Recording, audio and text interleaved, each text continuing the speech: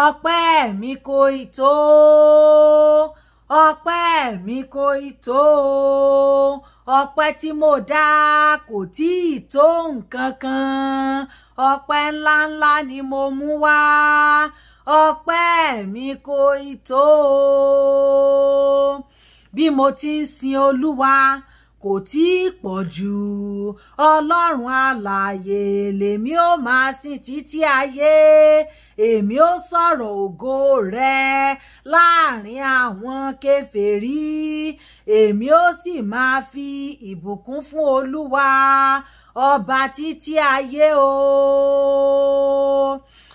Bẹ́mi bá lẹ́gbẹ̀rún ahọ́n tí mo bá kọrin títí tí mo mú ṣàwòrò tí wọ́n fi ń ṣáájú orin, bí mo bá sì gbé bàtà tí wọ́n fi ń ṣáájú ijó, bí mo bá lanu kótó tí mo kọrin bí agogo ti ń ró, kò mà tí ì tó nǹkan kan nínú oore ńlá tọ́ba Èdùmàrè ti ṣe, ọpẹ́ mi kò ì tó.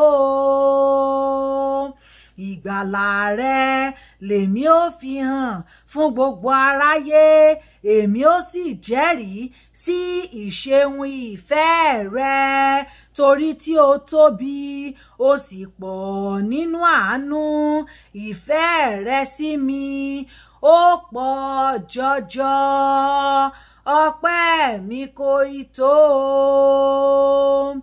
Èmi ó máa yìn ọ́ títí dé òpin ayé, èmi ó sì kọrin tuntun, màá ké pe orúkọ Olúwa, ọpẹ́ mi kò ì tó, ìyìn mi kò sì tán sínú orin.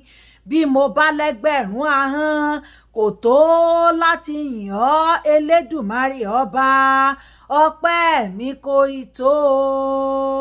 Bójúmọ́ bá ti ń mọ́ máa mórin ọpẹ́ bọnu, ìyìn rẹ kò ní yẹ̀ létè mi títí láé, ọpẹ́ ńláńlá ni màá fi fún Olúwa. Ojoojúmọ́ lèmi ó sì máa dúpẹ́, ojoojúmọ́ lèmi ó sì máa yìn ọ́, olóore ọ̀fẹ́, olóore ńlá, ọpẹ́ mi kò ì tó. Ojoojúmọ́ lèmi ó sì máa yìn ọ́ lógo.